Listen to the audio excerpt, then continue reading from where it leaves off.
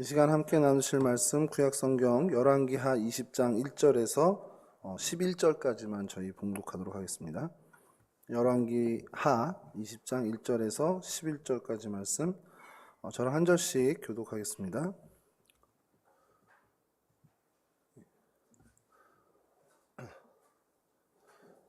화면 나오면 바로 열왕기하 20장 1절에서 11절까지. 그때 히스기야가 병들어 죽게 되매 아모스의 아들 선지자 이사야가 그에게 나와서 그에게 이르되 여호와의 말씀이 너는 집을 정리하라 네가 죽고 살지 못하리라 하셨나이다.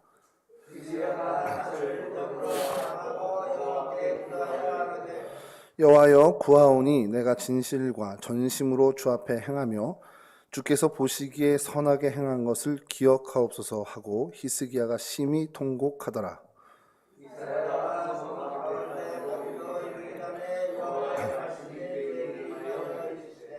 너는 돌아가서 내 백성의 주권자 히스기야에게 이르기를 왕의 조상 다윗의 하나님 여호와의 말씀이 내가 네 기도를 들었고 네 눈물을 보았노라. 내가 너를 낫게 하리니 네가 3일 만에 여호와의 성전에 올라가겠고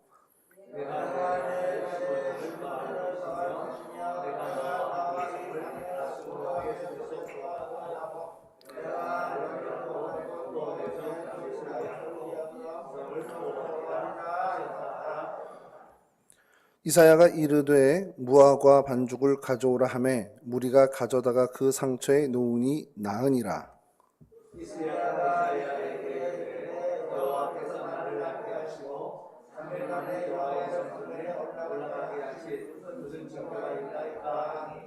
이사야가 이르되 여호와께서 하신 말씀을 응하게 하실 일에 대하여 여호와께로부터 왕에게 한 징표가 임하리이다. 해 그림자가 10도를 나아갈 것이니이다. 혹 10도를 물러갈 것이니까 하니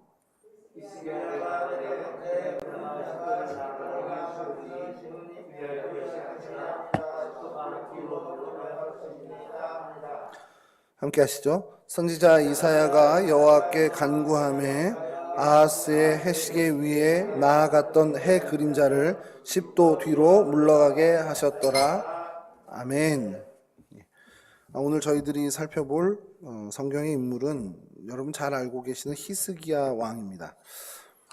여러분 이스라엘 왕국이 그러니까 왕정시대로 바뀌면서 첫 번째 통일 왕국의 왕이 사울이었습니다. 사울이 통일 왕국의 왕이었는데 이제 역사학자들이 이건 성경학자들과는 좀 별개가 되는 역사학자들이 이게 진정한 통일 왕국으로 보기 좀 어렵다라고 얘기를 하는 거예요. 지파 연합의 그러니까 일부 지파 연합의 왕이었다라고 얘기를 하면서 이게 사실은 뭐 좀 다윗 왕을 더 부각시키려고 하는 얘기일 수도 있는데요. 진짜 제일 큰 지파였던 당시에 그 유다 지파에서 왕위로 옹호받고 또 유다 지파의 왕이었던 다윗이 사실 나머지 지파들을 다 통일하는 과정, 그 과정을 거치면서 실질적인 통일 왕국의 첫 번째 왕은 또 다윗이다라고 하는 경우도 있습니다. 여하튼 그런 뭐 과정들을 거쳐서 왕정 시대로 접어들면서 사울 왕, 다윗 왕, 그리고 그에 이은 솔로몬 왕 때 이스라엘은 명실상부한 정말 전성기를 이루게 됩니다. 뭐 사실 솔로몬 왕 때는 뭐 그 중동 지역, 동아시아 지역을 완전히 평정했던 이제 국가라고 평가를 받고 있는데요. 그런데 이 길이 오래가지 못하고 결국 남유다와 북이스라엘로 분열이 됩니다. 남유다는 르호보암 왕이 여전히 그 왕위를 계승해서 이어가고 있었고요. 북쪽에서는 이제 여로보암이 새로운 이제 유다와 베냐민 지파를 제외한 다른 지파들과 연합해서 왕으로 이제 추대를 받게 되죠.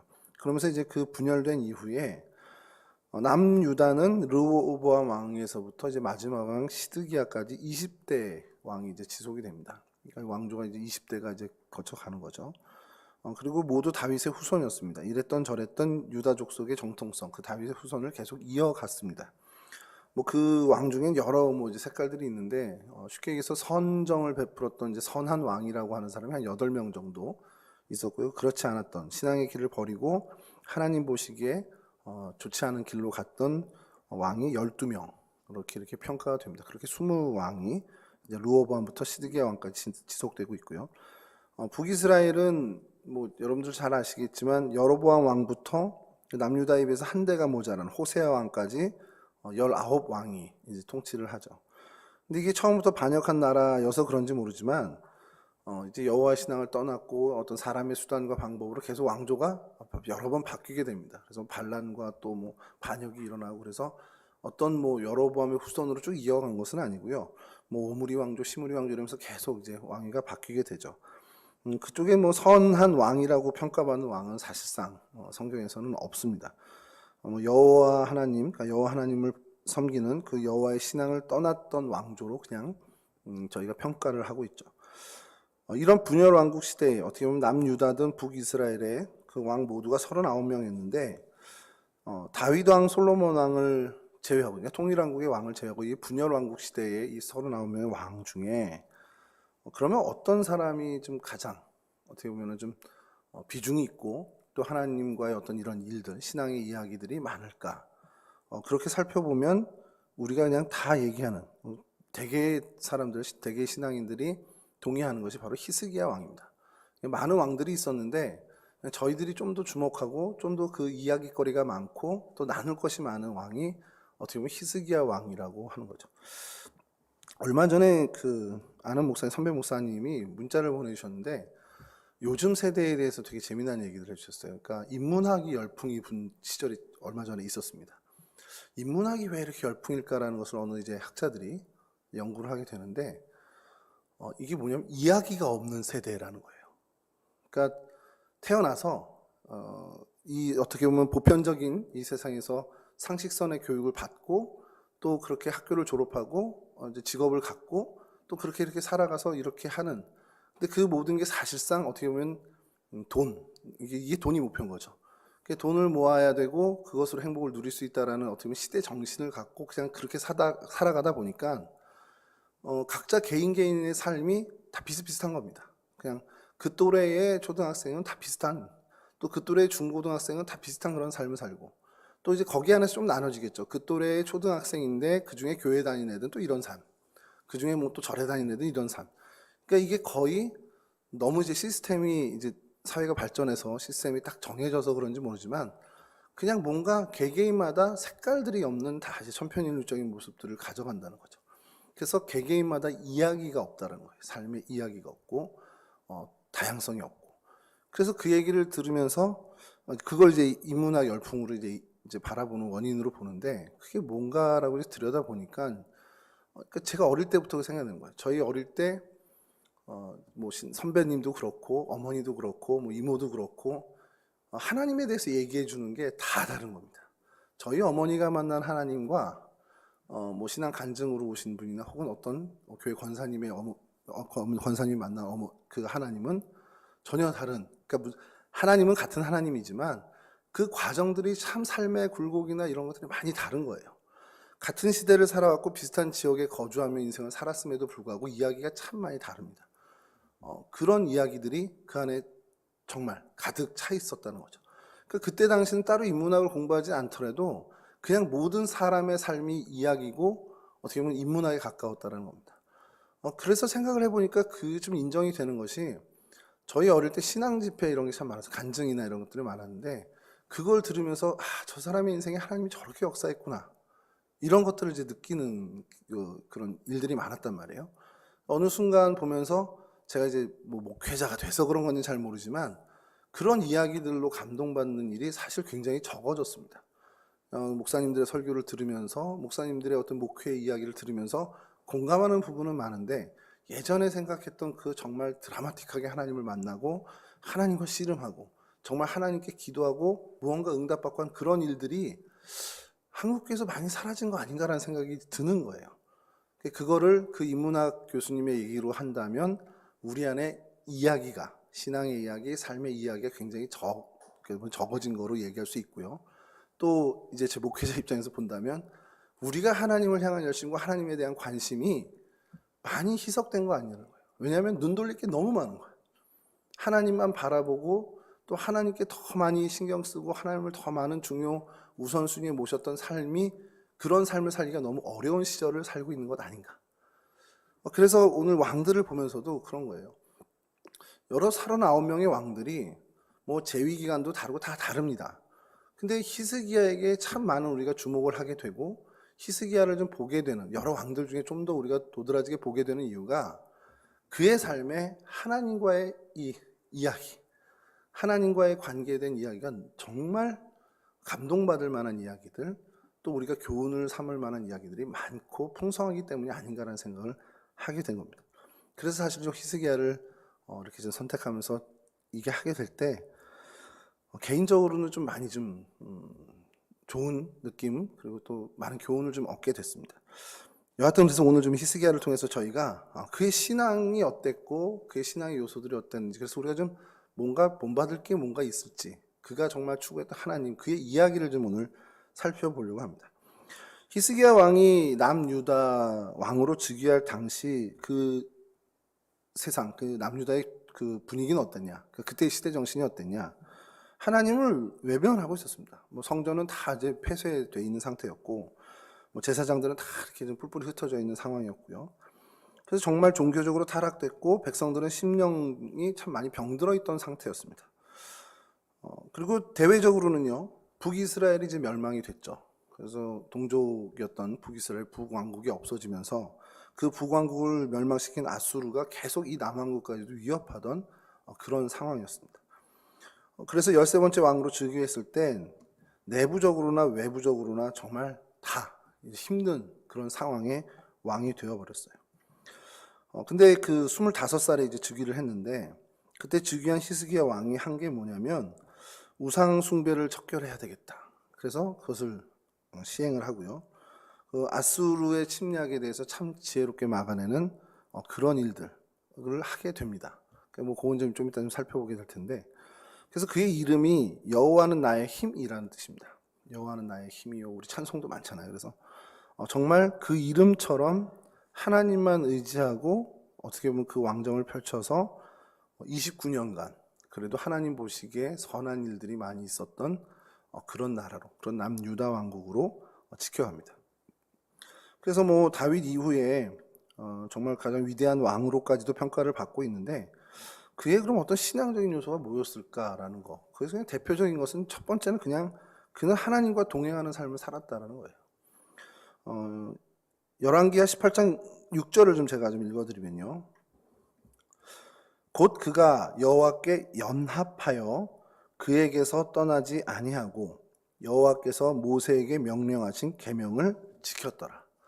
그러니까 성경이 히스기야에 대해서 평가하는 어떻게 보면 대표적인 표현이 하나님과 연합했고 하나님을 떠나지 않았고 하나님이 모세를 통해서 그 당신의 백성에게 명령하신 그 율법을 지켰다라는 겁니다.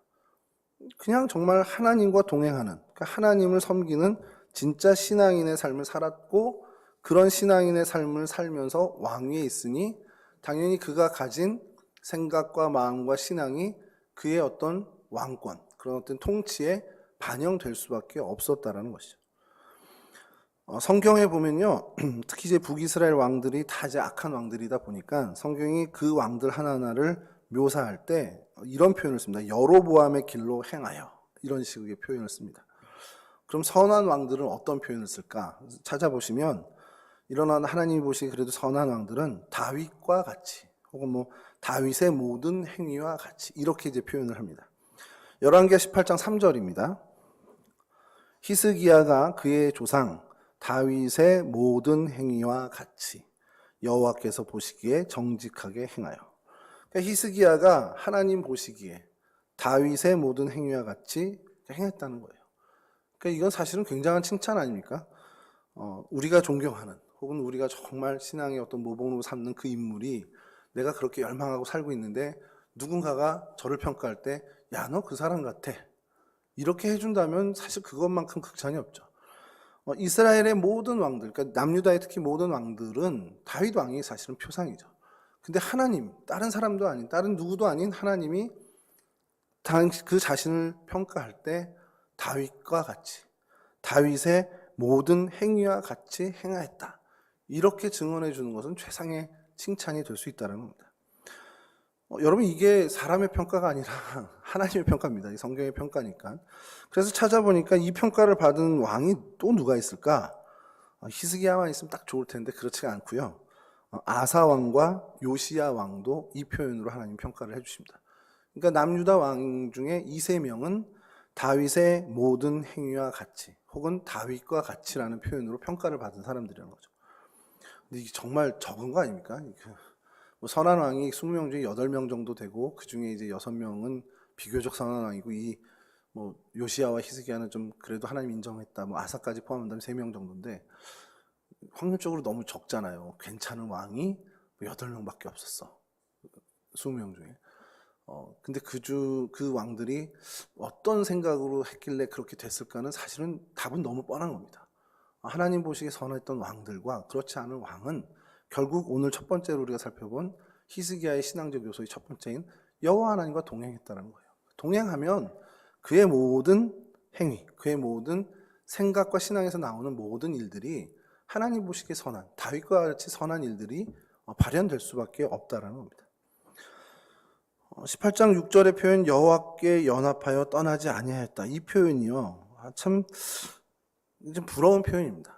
하나님과 동행했다. 이런 표현도 좋은데 연합해서 하나님과 연합해서 그러니까 뭔가 힘을 합쳐서 하나님과 공동 전선을 이뤄서 무엇을 할 때든 혼자 하는 게 아니라 하나님이 그냥 지켜보고 이렇게 하는 게 아니라 하나님과 힘을 합쳐서 그 일을 해냈다라는 것. 우리가 이 땅을 살아가면서 참 본받아야 될 부분이 아닌가라는 거예요. 하나님과 동행하면서 하나님의 말씀을 쫓고 하나님이 원하시는 일들을 하나님의 뜻에 합해서 하나님과 함께 그 일을 정말 정성을 들여서 해냈다라는 것. 그러니까 이게 정말 어떤 하나님과 이 히스기야 사이에 뭐 틈이 없을 정도로 정말 탁 달라붙은 그런 어떤 모습들이 좀 상상이 되더라는 것이죠. 하나님이 그와 함께 하시고 그도 하나님과 함께하는 이것의 모든 인생의 최우선순위를 두고 살았다. 그렇기 때문에 이런 평가를 받을 수 있겠구나라는 그런 좀 교훈을 얻게 됩니다. 자, 그러다 보니까 그가 왕위에 지기 위해서 제일 먼저 한 일이 뭐냐. 하나님과 연합했으니까 모든 생각과 마음과 초점과 이런 것들이 하나님의 생각을 많이 반영할 수밖에 없잖아요. 그럼 하나님 제일 싫어하는 것부터 없앴겠죠. 하나님 제일 좋아하시는 것부터 했겠죠. 뭐겠습니까? 우상 숭배를 없애기 시작합니다. 그가 실시한 개혁 조치가 여러 개 있는데 5가지로 이렇게 정리를 해요. 성경학자들이. 그 아하스에 의해서 이제 폐쇄된 성전문 이것을 열고 성전을 정화하기 시작합니다.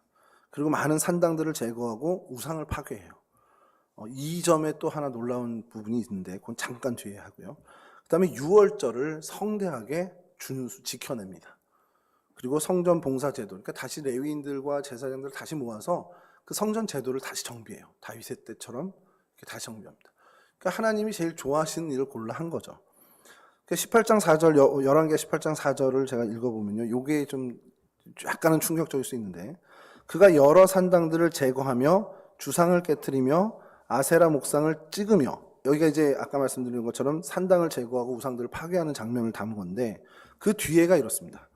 모세가 만들었던 놋뱀을 이스라엘 자손이 이때까지 향하여 분향함으로 그것을 부수고 느후스단이라고 일컫더라. 이게 무슨 얘기냐면 이거는 저 처음 이 본문을 접하면서 저도 깜짝 놀랐던 것 중에 하나가 신학교 때를 기억을 하는데 야, 그 광야에 들었던 놋뱀이 이 시대까지 있었어? 그래서 의심을 하는 거죠. 혼자 의심병이 들어가지고 에이 아니겠지. 다 유실됐는데 중간에 누군가가 야 이게 그거다라고 만들어낸 거겠지.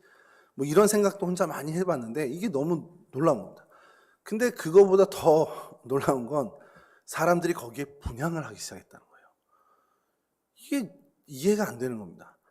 하나님이 그 뱀에 물린 사람들을 살리기 위해서 놋뱀을 구류뱀을 쳐다봐라 이렇게 성경에서 사람들이 그 놋뱀을 쳐다보면 살고 쳐다보지 않아서 죽었단 말이에요. 그게 몇백 년 전 얘기잖아요. 그 사사시대도 다 지나고 왕정도 거의 가서 이제 히스기야 왕 때까지 이게 있었는데 그럼 그 기간 동안에 이스라엘 백성들 사이에선 이 놋뱀이 굉장히 신통방통한 물건이라는 거예요. 정말 신비로운 어떻게 보면 예사롭지 않은 거라는 거예요. 그러니까 그게 우상이 되고 신격화됐다는 겁니다. 심지어 거기에 분향을 하는 거예요. 그러니까 우리가 뭐 흔히 우상을 섬긴다라고 할 때 저희가 상상하는 장면처럼 뭔가 이렇게 상을 앞에 돌상이든 뭐 구리상이든 상을 놔두어 놓고 거기다 향을 피우면서 뭐 절을 하고 하는 그런 일이 벌어졌다라는 겁니다. 이 놋뱀을 향해서. 그래서 이 열왕기하 18장 4절에서 여러 산당을 제거하고 주상을 깨트리는 것과 아세라 목상을 찍으며 없애는 것과 이 놋뱀을 부수는 것을 동일하게 보는 거예요. 그러니까 그거는 그 정도로 하찮은 우상에 지나지 않는다라는 거예요. 근데 왜 사람들은 그렇게 했을까요? 그리고 사실은 이게 나쁜 데 쓰인 물건은 아니잖아요. 하나님의 구원의 표식을, 구원의 역사를 드러낸 상징물입니다. 그래서 뭐 이건 엉뚱한 얘기일 수 있는데, 야, 우리 성향이 원래 그런가? 이 사람 성향이 뭔가 하나님의 뭐 역사가 일어났다는 그거 자체. 하나님의 역사는 이제 지나갔고, 그 하나님께 쓰임받았던 혹은 그 어떤 상징물이 될 만한 것들을 막 너무 이렇게 우리가 이게 좋은 마음으로 출발한 거겠지만, 하나님을 너무 사랑하는 마음으로 출발한 거겠지만, 막 그게 너무 지나쳐서 그거 자체를 막 무슨 어떤 영적인 효험이 있다고 생각하고, 그거 자체가 뭔가 신비한 능력이 있다 생각해서, 뭐 그런 것들이 우리 안에 원래 그런 우리의 성향이 있는 건가? 그러면서 엉뚱한 생각한 게 뭐냐면, 그럼 십자가도 그렇게 될까? 이런 생각을 한 거예요. 뭐 그렇다고 십자가를 띱시다 이렇게 얘기하는 건 아니고요. 우리 성향이 그런 건가? 근데 여기서 이 히스기야의 위대함이 나온다는 겁니다. 뭐라고 합니까? 이때까지 분양했던 그 놋뱀을 부수면서 뭐라고 했지냐? 느후스단이라는 거예요. 이거 뭐냐면 놋덩이라는 겁니다. 놋덩이. 야, 이거 아무것도 아무 효용도 없고 아무것도 아니고 그냥 구리 덩어리야. 정확하게 얘기하는 거죠. 그래서 어떻게 보면은 자칫 잘못해서 뭐 선한 의도로 시작되었던 걸지라도 자칫 잘못되어서 하나님 자리에 차지하고 있는 그것을 내려놓는, 부숴내는 데에 이 히스기야가 힘을 다했다는 겁니다. 이게 가능했던 게 결국은 하나님과 연합해 있었기 때문에 하나님의 생각을 읽고 하나님의 생각을 준행하는 용기와 힘을 낼 수 있는 사람이었다라는 것을 얘기합니다. 그러니까 여러분 이게 진짜 중요한 게요. 히스기야가 대단하고 어릴 때부터 참 좋은 교육을 받았고 뭐 이사야의 그 도움을 받아서가 아니라 그가 정말 하나님과 이어져 있었기 때문에, 뭐 저는 이제 연합까지는 아니더라도 하나님과의 그 끈을 놓치지 않고만 있다면 우리는 히스기야처럼 할 수 있다는 거예요. 하나님의 생각대로 살 수 있다는 겁니다. 하나님의 뜻을 실현하면서 하나님의 뜻을 이 땅에 성취하면서 살 수 있는 유일한 방법은 하나님과 끈을 놓치지 않는, 이어져 있어야 된다는 사실이죠.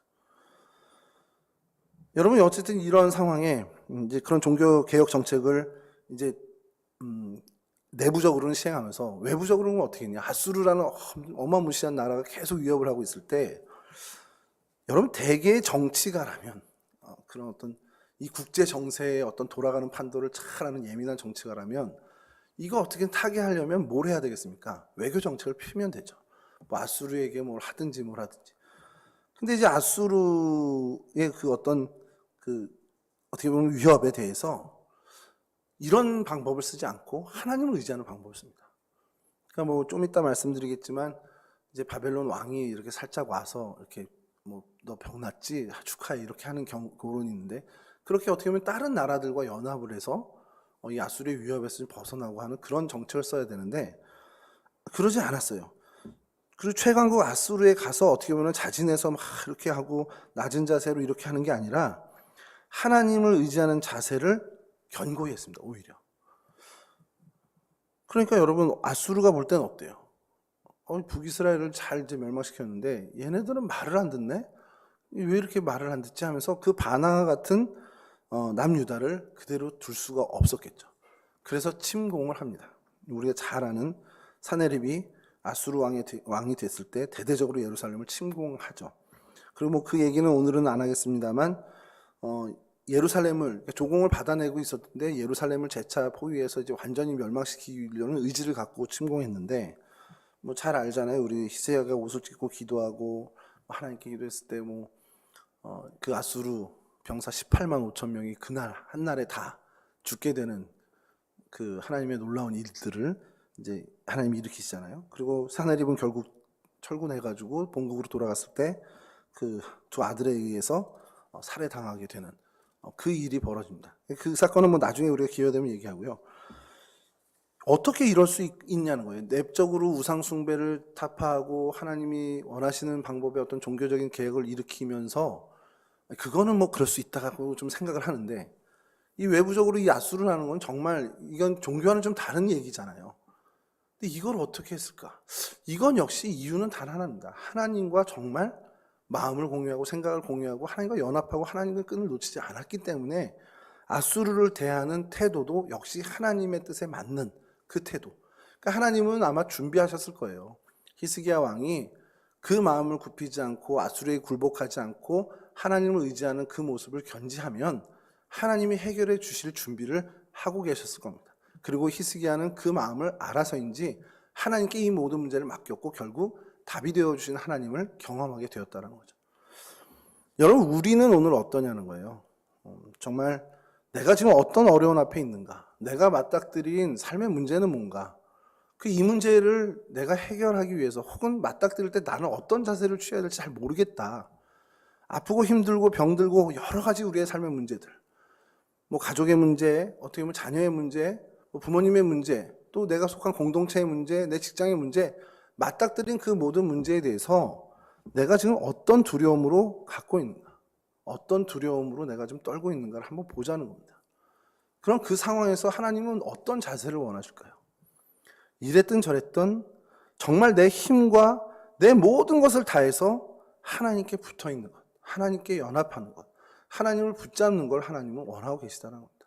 그럼 그 모든 문제에 하나님은 반드시 답이 되어 주신다는 것이죠. 고민하는 일들이 많이 있죠. 뭐 자녀 문제, 뭐 이제 자녀를 가지신 분들은 사실 자녀 문제가 제일 큰데 내가 할 수 있는 게 있습니까?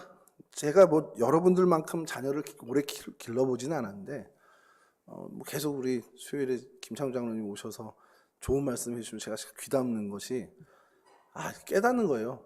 그래, 애들 문제는 내 힘으로 안 되는구나. 전적으로 내가 무능하구나.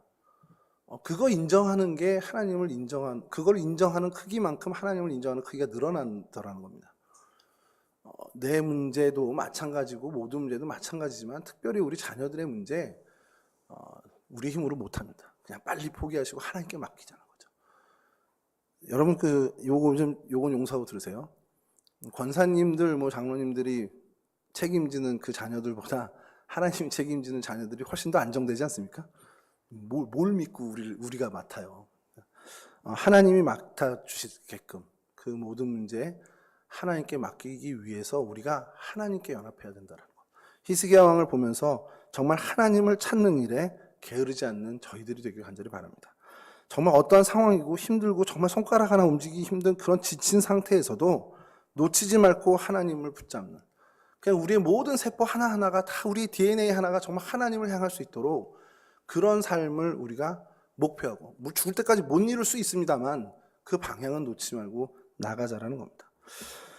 두 번째 히스기야의 그 신앙의 요소에 이렇게 하나님과 연합하는 것과 마찬가지로 또 하나를 발견하는 것이, 히스기야는 믿음의 사람들과도 연합을 했다는 거예요. 그들과도 동행했다는 겁니다. 여러분, 즉위하자 말자 했던 일 중에 하나가 흩어졌던 제사장들과 레위인을 모아서 격려하고 그들을 신앙의 동지로 삼는 겁니다. 그래서 그들을 통해서 어떻게 보면 그들 스스로도 성결케 하겠지만 그들을 통해서 사실 이 종교개혁을 실질적으로 성공에 이르게 했다라는 거예요. 그리고 여러분, 우리가 잘 알듯이 히스기야 왕에게 정말 가까이 붙어서 히스기야 왕을 도왔던 신앙의 동지가 있습니다. 잠깐 아까 앞에서 언급했지만 선지자 이사야였어요. 하나님의 사람들이 연합해서 하나님의 일을 함께 꾸려간다는 것. 히스기야만 하나님과 연합했겠습니까? 이사야도 하나님과 연합했죠. 그런 하나님과 연합한 사람들이 함께 하나님의 일을 도모하는 것은 정말 큰 시너지 효과가 있고 결국 그 모임과 만남을 통해 하나님은 더 큰 일을 이루신다라는 겁니다. 히스기야가 국가 존망 위기 앞에서 어떻게 보면 겸손하게 이사야 선지자에게 기도를 부탁하면서 하나님께 도우심을 구하죠. 사네립이 예루살렘을 에워쌌을 때 히스기야 왕이 국내 대신과 서기관, 제사장 이런 사람들에게 굵은 베옷을 입히고 이사야 선지자에게 보내서 하나님의 도우심을 구하도록 하죠. 그리고 선지자를 통해서 들려주신 하나님의 말씀을 의지해서 담대히 그 어려운 상황을 이겨내게 됩니다. 그러니까 이 모든 일들이 다 믿는 이들과 함께 믿는 이들로 정말 그 연합해서 믿는 이들과 이야기를 만들어가며 하나님의 역사를 이루어 간다라는 거죠. 또 여러분 자신이 병들어 죽게 되었을 때, 이거 우리가 너무 잘 아는 히스기야 왕의 생명 연장, 그 부분인데요. 20장 3절 열왕기상 20장 3절을 제가 읽어드리면, 여호와여 구하노니 내가 진실과 전심으로 주 앞에 행하며 주께서 보시기에 선하게 행한 것을 기억하옵소서 하고 히스기야가 심히 통곡하더라. 이 호소가 정말 하나님께 전심을 다한, 정말 내가 이제까지 진실과 전심으로 하나님 앞에 행했던 그 선함을 하나님 기억해 주십시오라고 간구하는데, 여러분 이 기도가 뭐 표현상으로 그렇게 이게 뭐 저희가 뭐 하면서 현란한 말에 어떤 어기가 있는 것도 아니고 뭔가 정말 아름다운 수식어가 들어있는 기도도 아니지만, 이 기도가 왜 위대하냐? 하나님이 들어주셨다라는 겁니다. 사실 여러분 기도의 문구나 기도의 문장 혹은 기도의 어떤 표현들이 참 들을 때 막 감동이 되는 게 있습니다. 뭐 그것도 굉장히 좋은 건데, 근데 그것도 좋지만 그거보다 더 좋은 기도는 하나님이 들으시는 기도죠. 물론 이제 그 기도대로 우리에게 이루어 주신 건 그건 다른 하나님의 판단의 문제고, 하나님 어쨌든 들으시는 거, 하나님이 그래? 뭐라고? 하면서 듣는 그 기도가 정말 위대한 기도인데, 이 히스기야의 기도를 하나님이 들으셨다는 겁니다. 아수르 군대도 물리쳐 주셨죠. 그리고 이 생명연장 15년을 연장해 주셨는데, 여기에는 이제 주경학자들이 조금 좀 다른 얘기들을 하는 걸 제가 좀 말씀을 드리면, 히스기야가 정말 이 생명에 대해서 15년 더 사는 거에 대해서 그렇게 매달렸던 사람일까? 그게 왜냐하면 제 마음을 좀 불편하게 했던 게, 아니 하나님이랑 연합해서 살았는데, 하나님과 연합하고 하나님의 뜻을 이루고, 그런데 내가 지금 병들어서 죽는 게 만약에 하나님 뜻이라면, 이사야가 와서 얘기했단 말이에요. 너 이제 다 정리해. 이제 너에게 이제 앞날이 없어. 뭐 이렇게 얘기했는데, 15년 연장받기 위해서 정말 그렇게 애를 쓰잖아요. 15년이라고 정한 건 아니었지만, 왜 이렇게 삶에 집착하는 거지? 하나님이랑 연합했던 사람인데 제가 그게 불편했어요, 그때. 그래서 주석을 찾아보면서 막 이렇게 찾은 것 중에 하나가, 그래서 옛날 기억을 떠올리면서 오늘 다시 다 막 좀 뒤져봤는데, 있더라고요, 다행히. 이게 히스기야가 개인의 삶의 생명 연장에 대해서 집착한 게 아니라는 거예요. 성경학자들은. 후사가 없었어요. 여기서 대가 끊기는 겁니다. 하나님, 우리 이 왕국이 이제 종교개혁 다시 해서 하나님을 다시 잘 섬기는 민족이 됐고, 이렇게 됐는데 하나님이 어떻게 해요? 후사 없이 가면 이 나라 어떡합니까? 이게 그의 궁극적인 걱정거리였다는 겁니다. 그래서 그의 기도를 들으시고 하나님이 3년 후에 므낫세를 또 태어나게, 후사를 태어나게 해주셨다는 거죠. 뭐 이 므낫세의 부분에 대해서는 저희가 나중에 기회가 되면 또 얘기하겠지만, 이것도 또 아이러니한 결과가 나오죠. 그렇게 어쨌든 히스기야의 기도를 들으셔서 아수르 군대도 물리쳐 주시고 15년간 생명을 연장해 주시고 므낫세도 태어나게 해주신 그 히스기야의 기도, 결국 우리가 보면 그가 그러한 하나님과 연합된 마음으로, 그리고 여러 사람들과 함께 신앙의 동지와 함께 하는 그런 모든 것의 베이스에 하나님을 향한 이런 열심이 있었다라는 것. 그러니까 하나님과 연합하는 게 쉬운 일이 아니에요. 오늘부터 하나님 나랑 1일이에요. 뭐 하나님 나랑 오늘부터 연합해요 하고서 그냥 내 살고 싶은 대로 살한다고 되는 게 아니라는 겁니다. 하나님과 연합하고 살기 위해선 정말 내가 부단히 애쓰고 노력해야 되는 것들이 필요하다라는 겁니다. 제가 청년들하고 이제 예배할 때 이제 말씀을 나누는데, 요즘 자꾸 초점이 맞춰지는 게 그거예요. 지난주에 이제 하박국서를 같이 나누면서 청년들과 이제 고민하면서 이 말씀을 나누는 게, 여호와로 인하여 이제 하면서 비록 무화과 나무 잎이 마르고 이러면서 우리 찬양 있잖아요. 다 없고 소의 외양간도 없고 우리의 양들도 없는데, 밭에 소출도 없고 먹을 거 하나도 없는데 난 여호와로 인하여 기뻐하리로라는 거예요. 그래서 우리가 정말 하나님으로 인해서 하는 거. 그래서 똑같이 이제 권사님들, 장로님들께 여쭤보는 것들이, 내가 하나님 때문에 이런 은혜를 받았구나. 내가 하나님으로 인해서 이런 축복을 얻었구나. 라고 하는 것들이 있으시잖아요. 그게 이제 청년들 나이 때부터 좀 있었으면 좋겠다는 소망으로 이 말씀을 청년들과 나누는데, 한편으로 또 하나는, 내가 하나님 때문에 포기하고 사는 건 없냐. 내가 하나님 때문에 참 하나님으로 인해서 얻고 축복받고 은혜 받는 건 많은데, 하나님으로 인해서 내가 이거는 안 해. 제가 그래서 청년들한테 좀 구체적으로 얘기했습니다. 니네가 크리스찬이라는 이유로, 여호와 하나님을 섬기는 하나님의 자녀라는 이유로 성에 대해서, 물질에 대해서 깨끗함을 갖고 있냐? 세상의 풍토가 이렇게 하고 세상의 정신은 이렇고 시대 정신이 이렇게 살아가도 나는 여호와 하나님 때문에 정직하게 살아야 되고 나는 성결하게 살아야 된다라는 결단이 있냐? 그런 것들을 우리가 좀 고민해 보자라는 얘기입니다. 집사님, 권사님께도 똑같은 거예요. 내가 하나님을 믿는 하나님의 자녀이기 때문에 세상에서 이렇게 투자하면 돈을 벌고 이렇게 하면 뭐 하고 이런 편법들이 동원된다 해도 나는 하나님으로 인해서 그거 안 할래 라는 결단이 있냐라는 거예요. 있으시죠? 당연히 있으신데 그러한 것들을 늘려가자라는 겁니다. 세상의 풍초, 세상의 정말 지혜라고 얘기하는 것들에 대해서 내가 여호와로 인해서 단절하고 그들과 손절하는, 요즘 어린 우리 친구들 표현대로 손절하는, 그건 내 거 아니야. 나는 하나님 때문에 그거 안 해. 당당하게 그렇게 할 수 있는 그런 믿음이 우리에게 있어야 돼요. 왜냐하면요, 이런 노력들이 하나님과 연합하는 데에 힘쓰고 노력하는 거라는 겁니다. 하나님으로 인해서 누리고 하나님으로 인해서 은혜 받고 하나님으로 인해서 축복받은 것 감사하는 것 플러스 내가 하나님 자녀이기 때문에 세상과 손잡지 않는 것, 내가 하나님의 자녀고 하나님의 정말 어떻게 보면 하나님을 열심으로 섬기는 정말 주님의 백성이기 때문에 세상에 발담그지 않는 그 포기해야 되는 것들이, 그런 노력들이 우리한테 있어야 된다는 겁니다. 아유, 하나님만 아니었으면 내가 이런 것도 할 수 있는데, 뭐 그런 후회들 뭐 이렇게 농담처럼 얘기하지만 그게 정말 맞는 거라는 거예요. 내가 하나님을 섬기고 내가 여호와로 인하여 난 이건 포기했어. 내가 하나님을 믿는 백성이기 때문에 난 이 부분에선 성결해야 돼. 내가 여호와로 인한 하나님을 섬기는 하나님의 자녀이기 때문에 난 이것과 타협할 수 없어. 사실 그게 이 히스기야에게 보여줬던 것들이라는 겁니다. 아수르 손잡고 외교적 정책 피면 편하죠. 그냥 전쟁 없이 탈출구 쉽게 나갈 수 있었을 겁니다. 그러나 하나님과 연합해서 하나님의 생각을 읽고 하나님의 뜻을 알다 보니 내가 하나님을 섬기는 이 땅의 왕인데, 내가 하나님을 섬기는 제대로 된 왕이라면 이거 하나님 의지해야지 아수르 의지할 게 아니야. 그런 결단이 있었다는 겁니다. 근데 그게 그냥 자동적으로 생겼겠냐는 거예요. 하나님을 향한 이 히스기야의 열정적인 기도, 하나님을 향하는 그 마음, 정말 그 간절함이 그에게 있었기에 그가 그러한 사람으로, 그런 행동을 발현할 수 있는 사람이 됐다라는 겁니다. 자, 여기까지가 우리가 히스기야를 통해서 참 하나님과 연합하고 또 믿음의 동지들과 연합하고 그리고 그 기본 베이스에 하나님을 향한 그 열정이 있어야 된다는 교훈을 얻었는데, 그런데 이 히스기야도 결국 우리처럼 연약한 사람이라는 겁니다.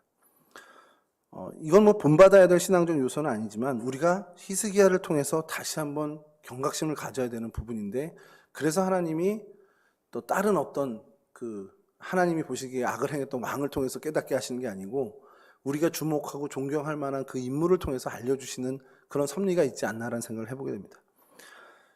하나님이 병을 낫게 해주자 히스기야는 정말 감사했던 것 같아요.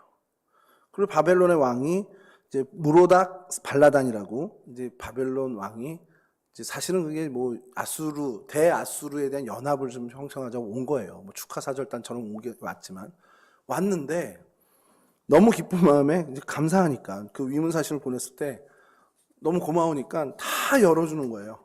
군용 창고, 자신들의 왕의 그 보물 창고 다 열어서 보여주는 겁니다. 어떻게 친절을 베푸는 게 당연할 수도 있죠. 근데 자신의 소유의 모든 것들을 자랑하면서 우리의 이런 것들을 보여주는 것.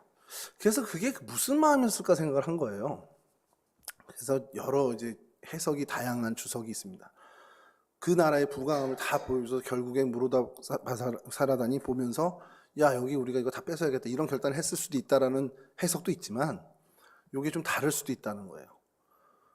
무로닥 사라단이 왔을 때 봤는데 야, 이게 무슨 아수르 18만 5천 명을 없앨 수 있는 군력이 아닌 거예요. 얘네들 군사력이. 이거 뭐지? 그런 의심을 품고 있을 때 히스기야가 한마디 했으면 얼마나 좋겠습니다. 야, 우리 이 정도도 뭐 물리쳤어가 아니라 우리 형편없지? 근데 우리 18만 5천 명 물리쳤잖아? 그게 하나님 때문이야. 이렇게 했으면 딱 좋을 텐데 그 얘기가 없죠. 이걸 보고 나서 전략을 파악했습니다. 남유다 그냥 2개 중대만 보내도 되겠구나 이런 생각을 했을런지 모릅니다. 그러니까 국력이 완전히 노출돼 버린 거죠. 그래서 결국에는 어떻게 됩니까? 100여 년 후에 바벨론에게 멸망을 당하게 되죠. 자, 이제 그게 이제 어떤 하나의 해석이고, 또 하나는 뭐 아까 처음에 말씀드린 우리가 그 전통적으로 알고 있었던 그 보물 창고를 보면서 야 저거 탐난다. 이 남유다 우리가 뺏어야겠다. 이렇게 해서 왔다라는 설도 있대. 근데 뭐가 됐는지 모르지만 어쨌든 이 바벨론에게 멸망하게 됐는데 그 단초가 이 군영 창고와 모든 보물 창고를 보여준 것으로 시작돼서 성경은 이야기합니다. 이사야가 그렇게 질책을 하죠.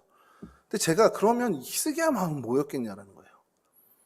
아니 그토록 하나님과 연합했고 정말 신앙의 동지들과 함께하면서 하나님을 정말 높이는 그 삶을 살았던 그가 왜 이런 어리석은 짓을 했지?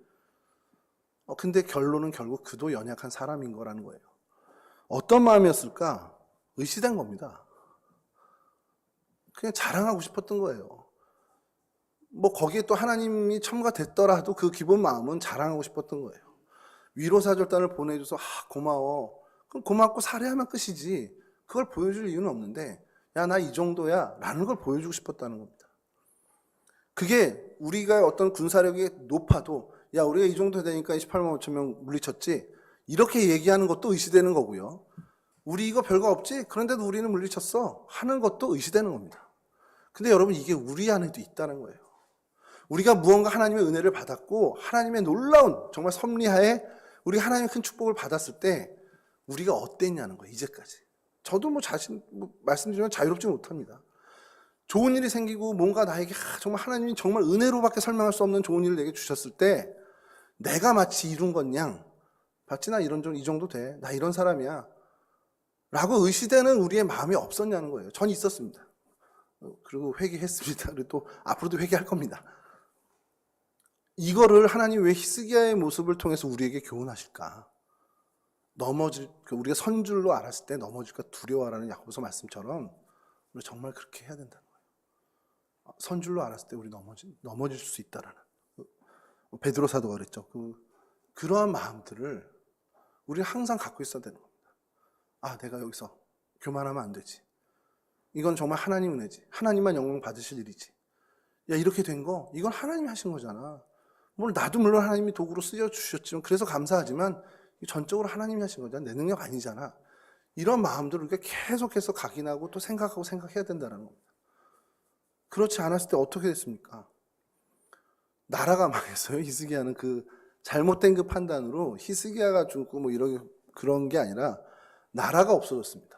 그의 후손들, 그 뒤를 이은 왕들이 애굽으로도 잡혀가고 바벨론을 잡혀가고 두 눈이 뽑히기도 하고 이런 일도 있단 말이죠.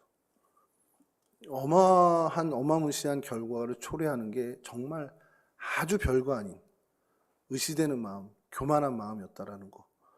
이런 두려움을 저희가 좀 가져야 된다는 것이죠. 하나님의 많은 은혜를 받고 하나님의 많은 축복을 받고 하나님으로 그렇게 정말 잘 쓰임 받았는데 마지막에 가서 그 교만의 유혹을 물리치지 못하고 정말 버림받고 비극을 맞이했던 성경의 인물들이 얼마나 많습니까? 그거를 그렇게 읽고 정말 성경을 우리가 몇 독했다, 10독 했다, 20독 했다 하면서도 우리도 여전히 그런 모습을 반복하고 있는 것은 아닌가라는 거. 적어도 히스기야를 우리가 읽고 히스기야를 보고 히스기야 왕에 대해서 교훈을 얻은 저희라면 이제 앞으로는 노력하면서 살아야죠.